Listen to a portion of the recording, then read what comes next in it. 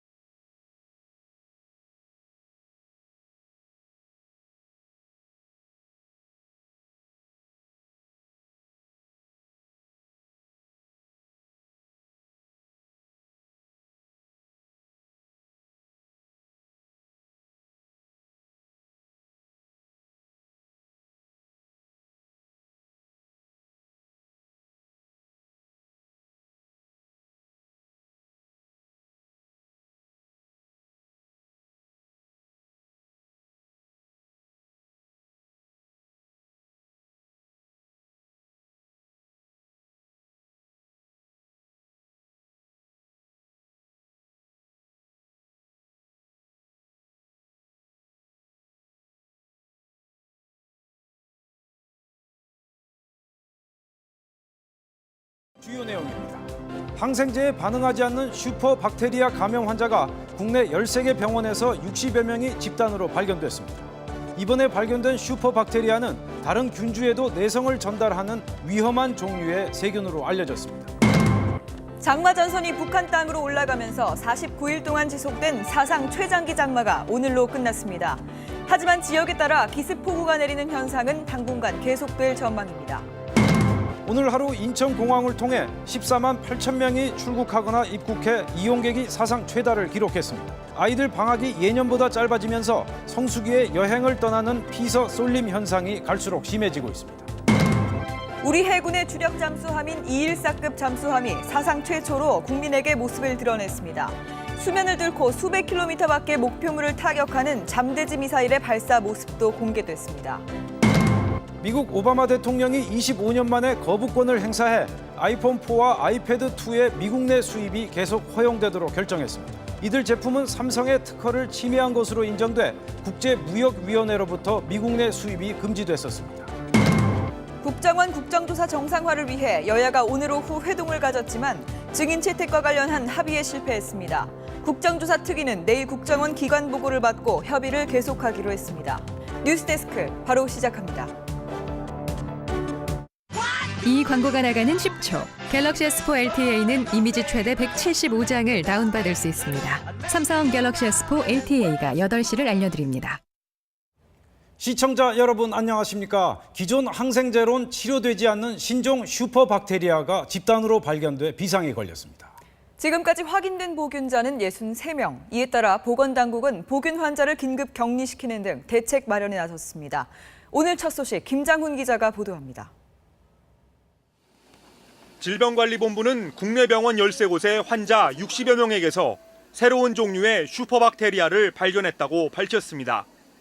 OXA232 타입으로 명명된 이 박테리아는 가장 강력한 항생제인 카바페넴도 듣지 않는 세균 중 하나입니다. 특히 항생제를 녹이는 효소가 있고 이런 항생제 내성을 다른 세균에게도 전하는 능력이 있어 위협적입니다. 지난 2011년 인도 여행을 다녀온 프랑스인 3명에게서 처음 확인된 뒤 이번 국내 사례가 두 번째 발견입니다. 국내 최초 보균자도 인도에서 작업을 하다 다쳐 귀국한 뒤 국내 병원에서 치료를 받은 것으로 확인됐습니다. 이 환자가 처음 입원한 병원에서 3명의 보균자가 발견됐고 이후 다른 병원으로 퍼진 것으로 파악됩니다. 균의 존재에 대해서 정확히 알지 못한 상태에서 발생을 하고 있는 것을 파악이 됐기 때문에 병원 간 이동이라든가 이런 절차들에 대해서도 각별히 신경을 기울여서 초기에 더 확산을 갖다가 막는 것이. 보건당국은 병원들의 보균 환자들을 격리하는 차단 조치를 지시하는 한편 앞으로 슈퍼박테리아에 대한 감시 체계를 모든 의료기관으로 확대하는 방안을 추진하기로 했습니다. MBC 뉴스 김장훈입니다. 네, 이번에 발견된 신종 슈퍼박테리아는 면역력이 약한 사람에겐 상당히 치명적일 수 있다는데 구체적으로 어떤 위험들이 있는지 나윤숙 의학 전문 기자가 자세히 설명해 드립니다. 이번에 파악된 환자들은 장 속 정상세균이 항생제 중에서도 약효가 강한 카바페넴 계열에도 듣지 않는 내성이 생긴 상태입니다. 첫 환자에서 검출된 박테리아, 즉 세균이 몸속에 침투하면서 다른 정상세균에도 내성을 전파한 겁니다. 국내에선 대학병원 입원 환자를 중심으로 한 해 600건 정도의 카바페넴 내성균 검출이 확인되고 있으며 이번에 확인된 OXA232는 그중 새롭게 발견된 형태입니다. 정상적인 면역력을 가진 사람은 몸속 세균이 내성균으로 변하기는 쉽지 않고 설사 내성균을 갖게 돼도 바로 감염으로 이어지지는 않습니다. 그러나 면역력이 떨어지면 전신 감염 증상을 나타낼 수 있고 이 경우 대부분의 항생제가 거의 듣지 않아 치료가 어려워집니다. 특히 평상시에 항생제를 많이 쓸 경우 정상세균이 약해져 내성균으로 변하기 쉬운데 우리나라는 항생제 사용량이 OECD 최고 수준이어서 슈퍼박테리아에 취약하다는 평가를 받고 있습니다. 보건당국은 이번에 검출된 OXA232형이 다른 종류에 비해 더 위험한 것으로 보이지는 않는다고 밝혔지만 새로운 형태인 만큼 감염력과 치사율에 대한 좀 더 면밀한 조사가 필요하다는 지적입니다. MBC 뉴스 나윤숙입니다. 49일이나 지속된 최장기 장마가 오늘 끝났습니다. 하지만 이번 주 중반부터는 본격적인 폭염과 열대야가 시작됩니다. 전동혁 기자입니다. 49일 동안 지겹도록 비를 퍼붓던 역대 최장 장마가 오늘 끝났습니다. 모레쯤 끝날 거란 당초 기상청 예측보다 이틀 앞당겨졌습니다. 무더운 북태평양 고기압이 예상보다 빨리 한반도로 확장해 장마 전선을 북쪽으로 밀어냈기 때문입니다. 이 때문에 이번 주부턴 무더위가 더욱 기승을 부릴 전망입니다. 30도 안팎에 머물던 서울도 주 중반부턴 폭염특보 기준인 33도로 치솟고 대구는 사람 체온과 비슷한 36도까지 오를 걸로 기상청은 내다봤습니다. 열대야도 전국적으로 확대되겠습니다. 장마는 끝났지만 국지성 집중호우는 계속되겠습니다. 오늘도 해상에선 약했던 비구름이 육지에 상륙해선 갑자기 강해져 순식간에 100mm 가까운 기습폭우를 곳곳에 뿌렸습니다. 지표면이 뜨거워지면서 발생하는 상승기류가 상층을 지나는 찬 공기와 부딪혀 높이가 수킬로미터에 이르는 집중호우 구름을 만든 겁니다. 오늘 밤과 내일도 이런 기습폭우가 예보됐습니다. 대기가 매우 불안정한 가운데 내륙에서는 돌풍과 천둥번개를 동반한 시간당 30mm 이상의 매우 강한 소나기가 내리는 곳이 있겠습니다. 기상청은 때와 장소를 가리지 않는 기습폭우가 휴가철인 8월 중순까지는 계속되겠다며 특히 산간 계곡 피서객들의 주의를 당부했습니다. MBC 뉴스 전동혁입니다. 네, 휴가철을 맞아 가장 분주한 곳 인천공항에서 또 하나의 새로운 기록이 나왔습니다. 오늘 인천공항을 이용한 출입국자 수가 개항 이래 가장 많은 것으로 나타났습니다. 인천공항에 취재 기자 나가 있습니다. 남영석 기자, 지금 인천공항 분위기 어떻습니까? 네, 저는 지금 인천공항 입국장에 나와 있습니다. 이곳은 오늘 휴가를 마치고 국내로 돌아오는 여행객들로 하루 종일 북새통을 이뤘는데요. 벌써 저녁 8시가 지났는데 제가 서 있는 이번 입국장에는 보시는 것처럼 중국 상해와 일본 나고야 등에서 돌아오는 여행객들과 또 이들을 기다리는 사람들이 많이 보입니다. 밝은 웃음으로 입국장의 문을 나오는 사람들. 본격적인 휴가철이었던 만큼 여름 휴가를 마치고 돌아온 가족 단위 여행객들이 눈에 많이 띄었습니다. 네, 오래간만에 집사람하고 이렇게 가족끼리 같이 해외에 있는 친구를 만나고 이렇게 휴가를 즐길 수 있어서 참 좋았던 것 같아요. 오늘 하루 인천공항을 통해 국내로 들어오는 여행객 수는 7만 8천여 명으로 예상됩니다. 출국과 입국 인원을 모두 합치면 무려 14만 8천 명이 오늘 인천공항을 이용하는 걸로 추산되는데요. 2001년 문을 연 이래 가장 많은 수치입니다. 이에 따라 인천공항공사도 비상근무 체제에 돌입했습니다. 이번 달 18일까지를 성수기 특별대책기간으로 정하고 보안 인력과 현장 도우미를 늘리는 한편 서울 도심으로 출발하는 심야버스도 임시 운영하고 있습니다. 지금까지 인천공항에서 MBC 뉴스 남영석입니다. 올 여름엔 이른바 쏠림 현상, 즉 피서객들이 한꺼번에 몰리는 현상이 두드러지게 나타나고 있는데 지루했던 장마 그리고 짧은 방학이 주된 원인이란 분석입니다. 김경호 기자입니다. 오늘 오후 경부고속도로. 서울로 돌아오는 차량들이 꼬리에 꼬리를 물고 길게 늘어서 있습니다. 오늘 고속도로를 통해 서울로 돌아온 차량은 42만 대로 성수기인 8월 첫째 주 일요일을 기준으로 역대 최다를 기록했습니다. 지금 하도 막혀가지고 지금 중간에 뭐 쉬는 거예요. 너무 많이 막히더라고요. 오늘 낮 강릉 경포대 해수욕장. 파라솔마다 그늘을 찾아 몰려든 사람들로 빈틈을 찾기 어렵습니다. 주차장은 아침 일찍부터 만원입니다. 한꺼번에 이렇게 몰리다 보니까 많이 불편한 점이 있으네요. 부산 해운대 해수욕장. 끊임없이 몰려드는 인파 속에 주변 상점들의 물가도 껑충 뛰어올랐습니다. 주변에 차가 너무 많아가지고 그냥 주차할 때 좀 시간도 오래 걸리고 주변 상점이나 그런 데는 조금 아무래도 이제 체감이 되게 조금 비싼데. 긴 장마로 인해 휴가를 미뤘던 사람들이 한꺼번에 피서에 나선 데다 학교 주 5일제의 전면 실시로 여름방학 기간이 대폭 줄면서 휴가가 겹친 것으로 분석됩니다. 이때가 제일 복잡한 기간인 줄 아는데 어린이집이 방학을 했고요. 학원도 방학이 딱 이 시즌에 딱 몰려 있어요. 한국도로공사는 올여름 휴가 차량이 이번 주말 정점을 찍고 다음 주말에 감소한 뒤 광복절이 있는 그 다음 주말에 다소 늘어날 것으로 예측했습니다. MBC 뉴스 김경호입니다. 계곡에서 갑자기 불어난 물에 아버지가 아들을 구하려다 실종되는 사고가 발생했습니다. 계곡이 특히 위험한 건 계곡엔 비가 안 와도 산 정상과 상류에 비가 올 경우 고립될 위험이 크다는 겁니다. 안전한 계곡 피서법, 송정근 기자가 취재했습니다. 흙탕물로 변한 계곡물이 굉음을 내며 굽이칩니다. 고립된 남성이 헬멧과 구명조끼를 입은 채 줄에 매달려 아슬아슬하게 구조됩니다. 어제 저녁 상온골 계곡에서 34살 임모 씨 등 피서객 9명이 폭우로 계곡물이 불어나면서 고립됐다가 1시간 만에 구조됐습니다.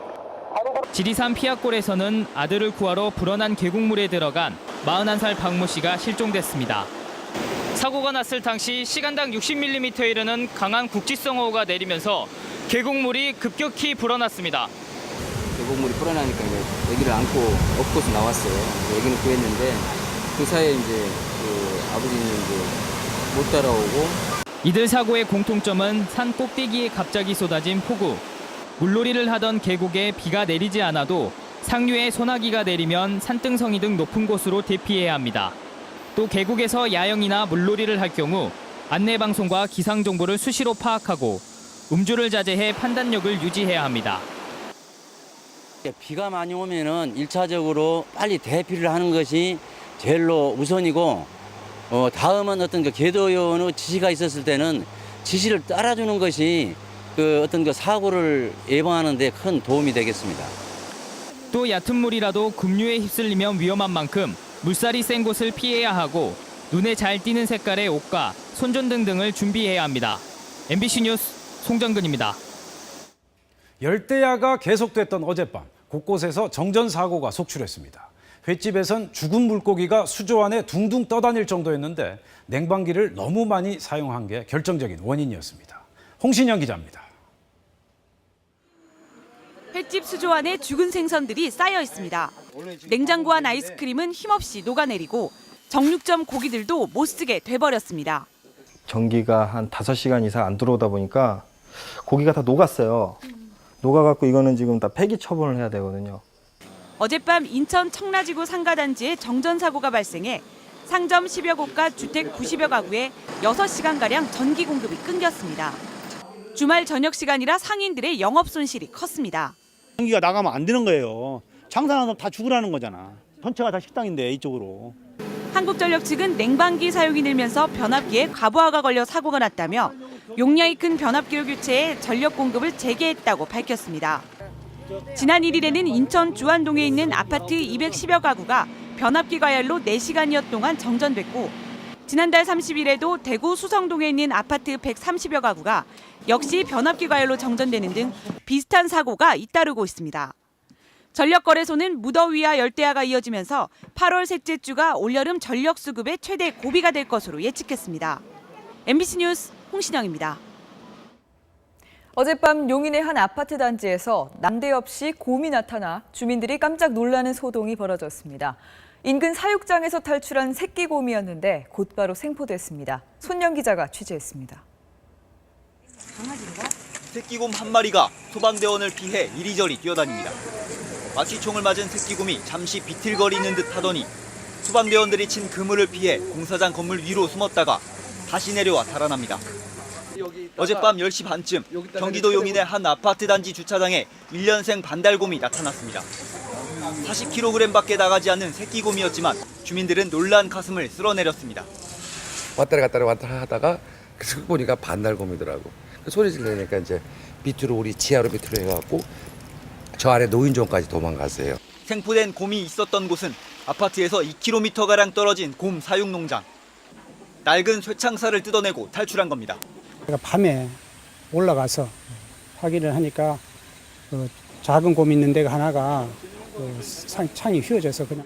이 농장에서 사육되는 반달곰은 천연기념물로 지정된 자생종이 아니라 일본이나 동남아 등에서 들여온 외래종입니다.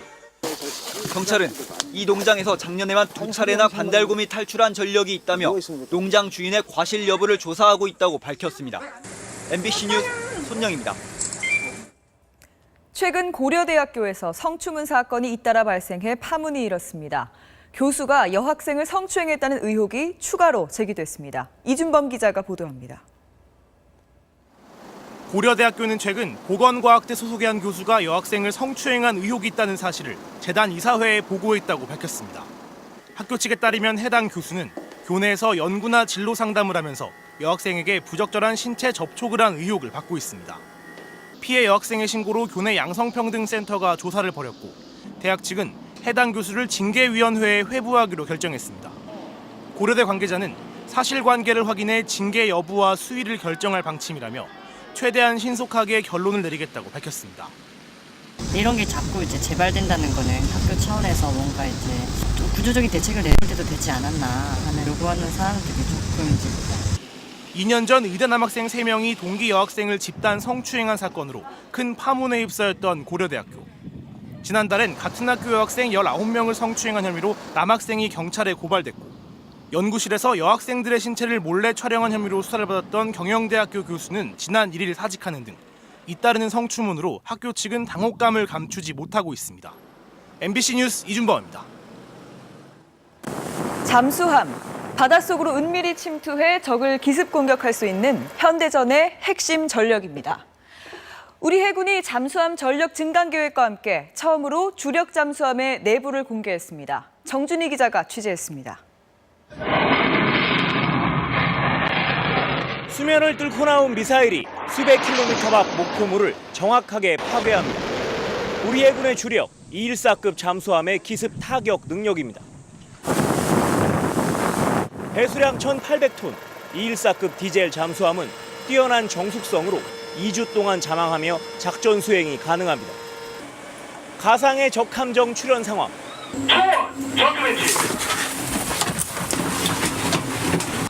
적 함정 확인 직후 어뢰가 발사 명령을 기다립니다. 어뢰 발사 준비 끝! 발사!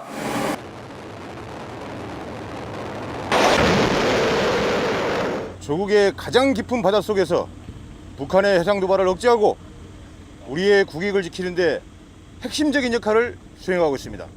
최초로 공개된 잠수함 내부. 40여 명의 승조원이 생활하는 공간이지만 전투 효율성 위주로 설계돼 비좁습니다. 우리 해군이 운용 중인 잠수함은 10여 척. 북한이 보유한 재래식 잠수함 70여 척에 비해 수적으로는 열세입니다. 해군은 오는 2020년까지 214급 잠수함들을 계속 추가 도입해 전력을 강화해 나갈 방침입니다.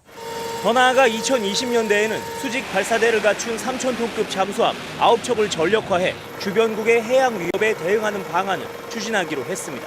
MBC 뉴스 정준입니다. 추석이 한 달여 앞으로 다가오면서 장볼 걱정 많으실 텐데요. 올해도 부담이 클 것 같습니다. 차례상이 꼭 오르는 배는 산지 냉해 피해가 심해서 가격이 최대 20% 오를 전망입니다. 굴비도 가격이 이미 15%가 올라 금굴비가 될 것으로 보이고요. 한우도 최대 10% 반짝 급등할 것 같습니다. 다만 작황이 좋은 사과와 어획량이 늘어난 옥돔은 10%가량 싸질 것으로 보입니다. 가사와 육아에만 전념하는 사람들의 숫자가 사상 최대로 나타났습니다. 경기 침체 장기화로 집에서 쉬는 실업자가 늘고 있다는 의미로 해석됩니다. 장미일 기자가 보도합니다. 맛있어요? 미술품 전시 홍보 일을 6년째 하다 아들을 출산하며 휴직에 들어간 고희경 씨. 복직이 다가올 무렵 다니던 갤러리에서 불황을 이유로 휴직을 연장하라는 통보를 받았습니다. 다른 데 취직할 생각으로 퇴사했지만 재취업의 문턱은 높기만 합니다.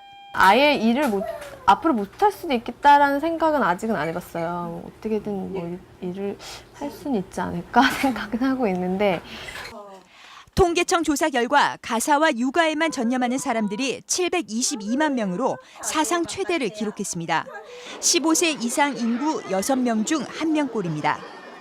가사에 전념하고 있는 기혼 여성의 절반은 결혼과 출산, 육아를 이유로 다니던 회사를 그만둬 이른바 경력 단절 상태를 겪고 있었습니다.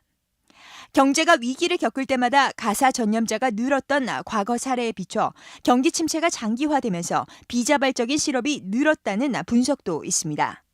전업주부 숫자가 사상 최대라는 건 정부가 추진 중인 고용률 70% 달성 정책에도 또 경기 활성화에도 역행하는 것이란 지적이 나오고 있습니다. MBC 뉴스 장미일입니다.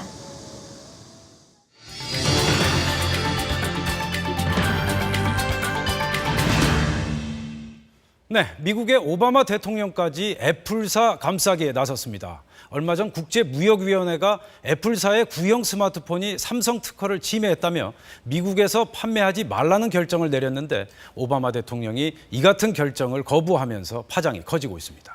워싱턴 박범수 특파원이 보도합니다.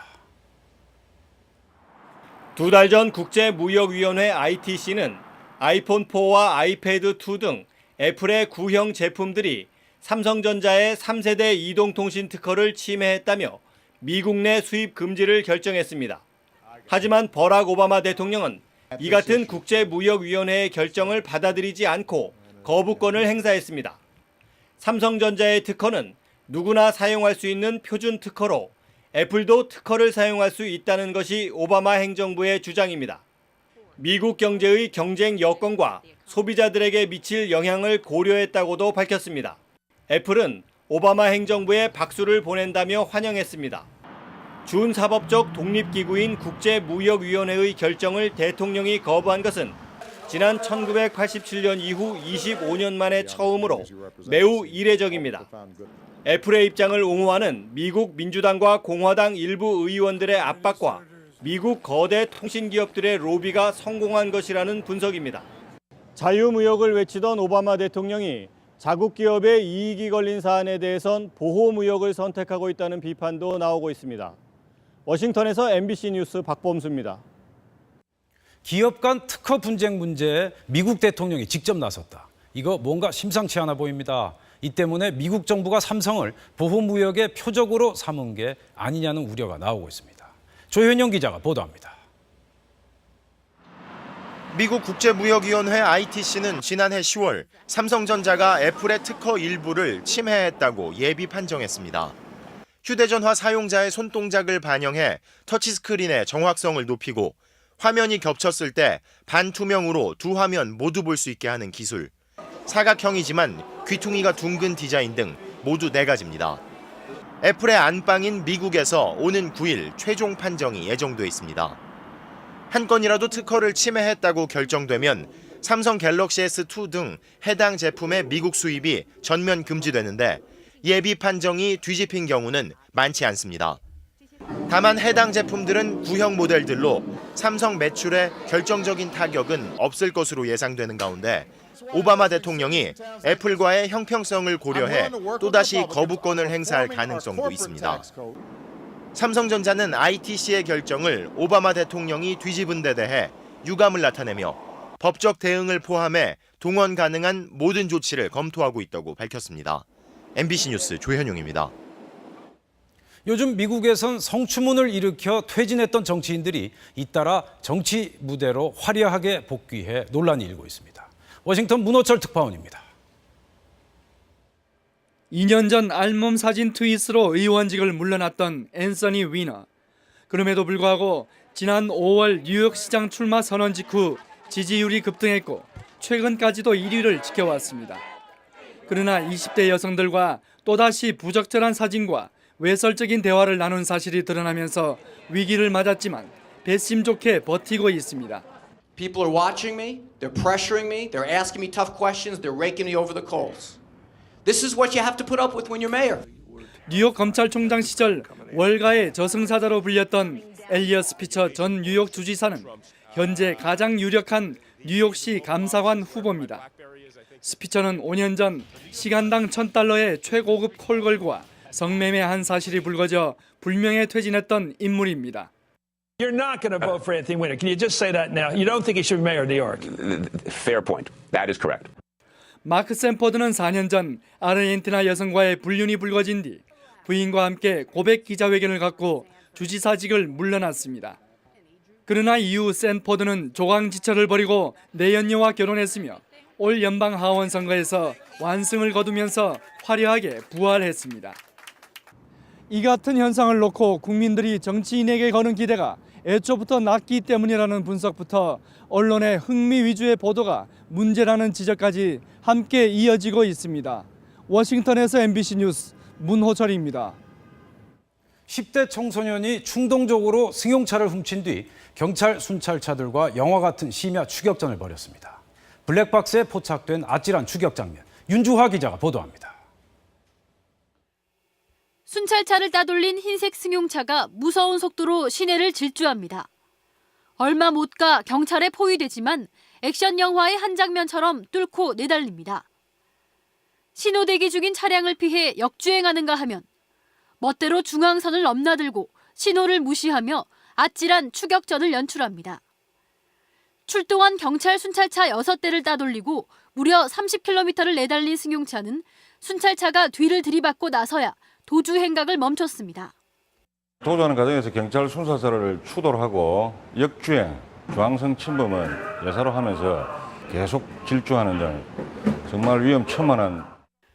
운전자 18살 남모군은 친구를 만나러 나섰다 버스를 놓치자 충동적으로 범행을 저질렀습니다.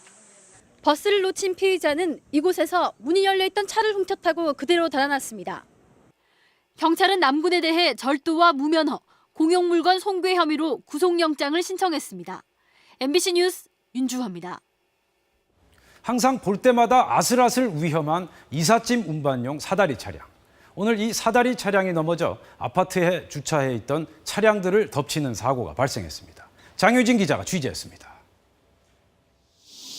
사다리차 한 대가 바닥을 드러낸 채 옆으로 누워 있습니다. 오늘 오전 9시 반쯤 서울 물레동의 한 아파트 단지에서 이삿짐 운반용 사다리차가 62m짜리 사다리를 펼치다 중심을 잃고 쓰러졌습니다. TV를 보고 있는데 뭐 쾅 소리가 나요. 그래서 다행히 다친 사람은 없었지만 사다리가 주차돼 있던 차량 5대와 주차장 지붕을 덮쳤습니다. 물에 잠긴 도로 위에 시커먼 기름이 둥둥 떠내려갑니다. 오늘 오전 6시 40분쯤 경기도 양주의 한 섬유 공장에서 기름 탱크 안에 있던 벙커 CU 200리터가 유출돼 2km에 이르는 용수로와 하천까지 흘러 들어갔습니다. 봄내 저기 농사 지어가지고 가을에 먹어야 되는데 이거 망치는 거지. 경찰과 소방당국은 기름 탱크 노후화로 기름이 샌 것으로 보고 정확한 사고 원인을 조사하고 있습니다. MBC 뉴스 장유진입니다.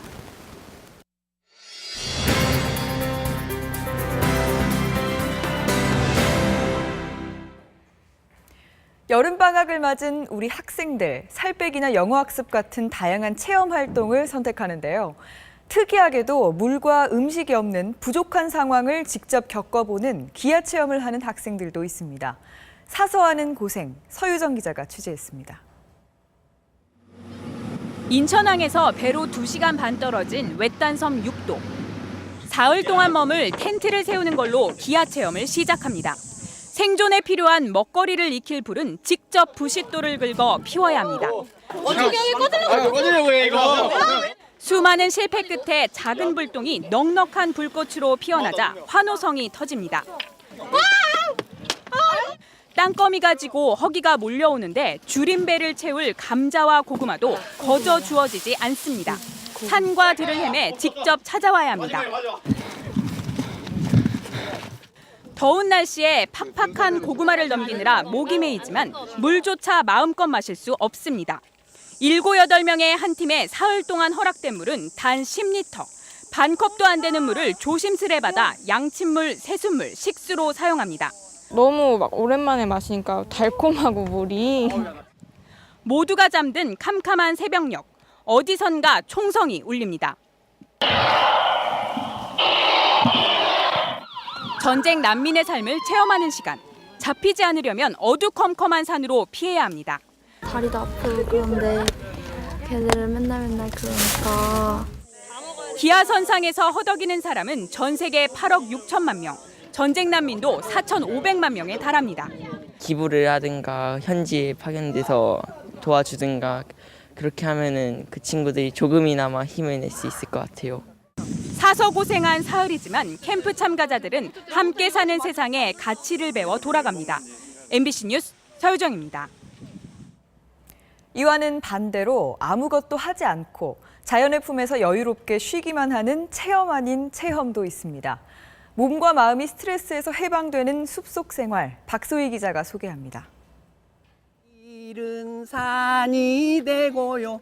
이와 이는 좁고 푸른 숲속, 아이들의 목소리가 가득 울려 퍼집니다. 만져보자.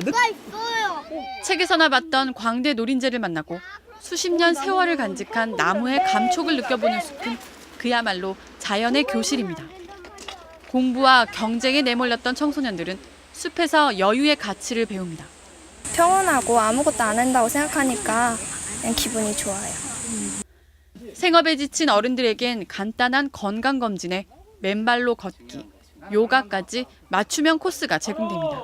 몸이 좀 가벼워진다는 느낌? 그런 느낌이 지금 느끼고 있습니다. 숲을 찾는 사람들이 늘고 있지만 효과나 이용법은 제각각. 산림청이 그동안 수목원이나 휴양림에서 따로 진행했던 프로그램을 체계화해 숲 치유 프로그램을 만들기로 했습니다. 숲 태교부터 수목장까지 일생을 아우르는 산림복지 서비스입니다. 이를 위해 앞으로 5년 동안 휴양림과 숲 체험원 등 850곳, 도시숲과 학교숲 5천여 곳이 조성됩니다. 스트레스 호르몬의 분비를 낮춰 몸과 마음을 정화해주는 숲. 이번 여름 틈틈이 가족들과 숲 한번 걸어보시는 거 어떠시겠습니까? MBC 뉴스 박소희입니다.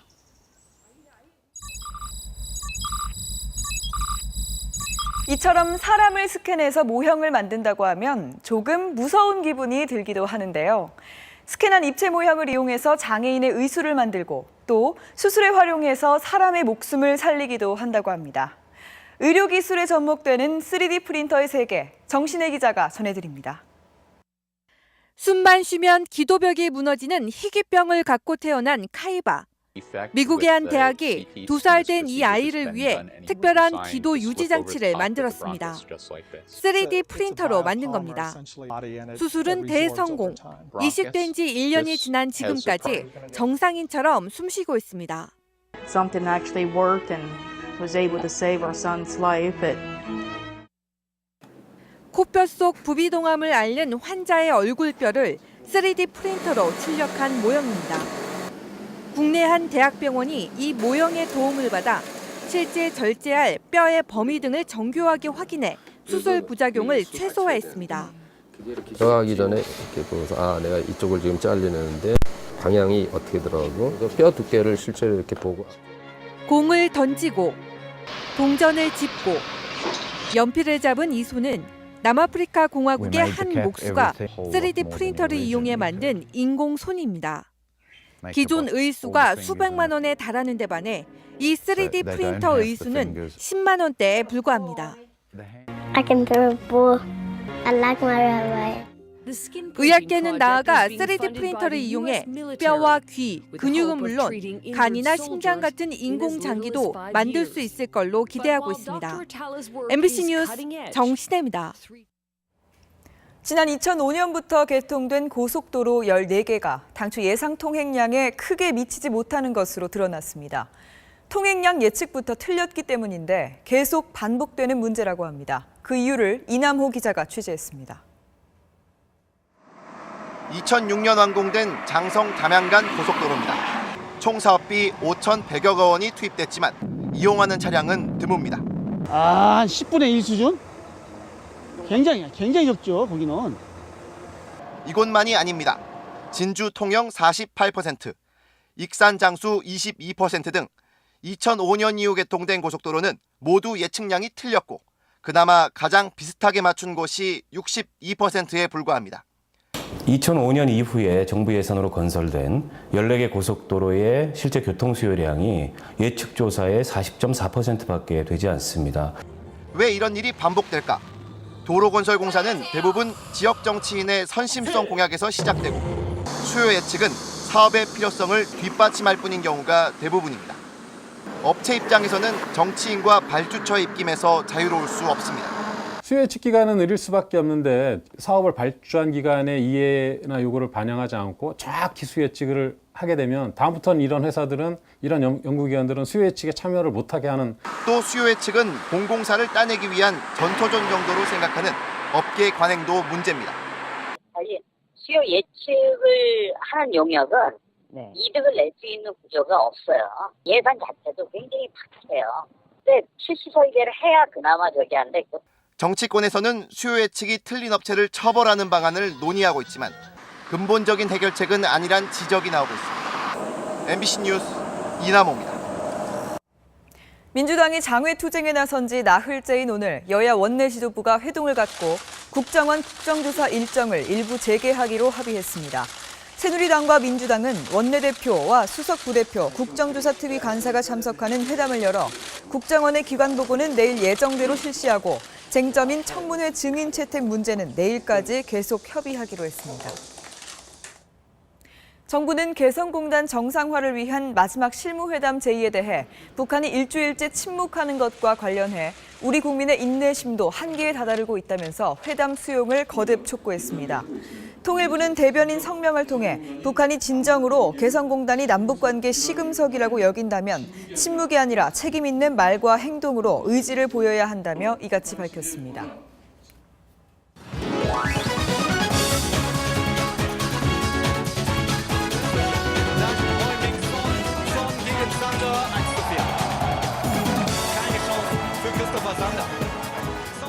안녕하세요. 스포츠 뉴스입니다.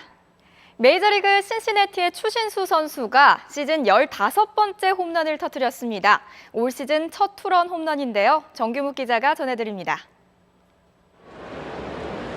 세인트루이스의 6대3으로 앞선 8회 5번째 타석. 추신수의 타구가 시원한 아치를 그리며 우측 담장을 넘어갑니다.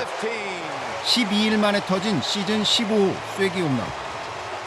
올 시즌 솔로 홈런만 14개를 넘긴 추신수는 처음으로 투런 홈런을 기록했고 부진 탈출을 알린 추신수의 홈런포로 신시내티는 8대3으로 이겼습니다. 레버쿠젠으로 이적한 손흥민이 첫 공식 경기에서 데뷔골을 터뜨렸습니다. 손흥민은 4부 리그 팀과의 포칼컵 1라운드에서 후반에 교체 출전해 감각적인 골을 뽑았습니다. 후반 36분엔 첫 도움도 올렸습니다. 공격 포인트를 더 기록할 수 있었지만 회심의 슈팅이 상대 골키퍼에 막혔고 날카로운 패스는 동료가 허공으로 날려버렸습니다. 45분만 뛰고도 강한 인상을 남긴 손흥민은 오는 10일 정규리그 개막전을 치릅니다. 프리미어리그에 입성한 카디프 시티의 김보경은 키예브 베로나와의 친선 경기에서 결승골을 터뜨렸습니다. 프리시즌 4경기 연속 공격 포인트로 올 시즌에 대한 기대감을 높였습니다. MBC 뉴스 정규묵입니다. 프로야구에선 삼성과 LG가 치열한 1, 2위 싸움을 벌이고 있습니다. 김한석 기자, 현재 상황 전해주시죠. 네, 1, 2위 팀 간의 대결답게 잠실구장의 관중도 거의 가득 찼고 경기 내용도 재밌습니다. 삼성이 먼저 선취점을 뽑았는데 LG의 3루수 정성훈이 2회 초 박성민의 땅볼을 놓치면서 실점의 빌미를 제공했습니다. 정성우 선수 2회 말에 1타점 2루타로 실수를 만회했는데요. LG는 4회 정의윤의 솔로 홈런 등으로 2점을 추가해 경기를 뒤집었습니다. 삼성이 5회 한 점을 뽑아 동점을 만들자 LG가 6회 이병규의 적시타 등으로 넉 점을 달아나 시소 경기가 진행 중입니다. 어제 사인 훔치기 논란을 벌인 SK와 두산의 경기도 뜨겁습니다. SK가 최정의 적시타로 선취점을 뽑자 두산이 유격수 손시현의 그림 같은 수비로 병사를 성공시켜 추가 실점을 막았고요. 곧바로 손시현과 양의재의 연속 2루타로 균형을 맞췄습니다. 그리고 5회 임재철의 적시타로 역전에 성공했습니다. 하지만 SK가 6회 두산의 수비 실책으로 동점을 만들면서 접전입니다. 기아는 넥센을 상대로 4연패 탈출을 노리고 있고 한화와 NC의 마산 경기는 비로 취소됐습니다. MBC 뉴스 김한석입니다. 강풍으로 수년된 브리티시 여자 오픈 3라운드에서 최나연과 박희영 선수가 선두에 2타 지진 공동 3위에 올랐습니다. 잠시 후 4라운드에 들어가는데요. 내일 새벽 우리 선수들의 우승 소식 기대해 보겠습니다. 오늘의 영상입니다.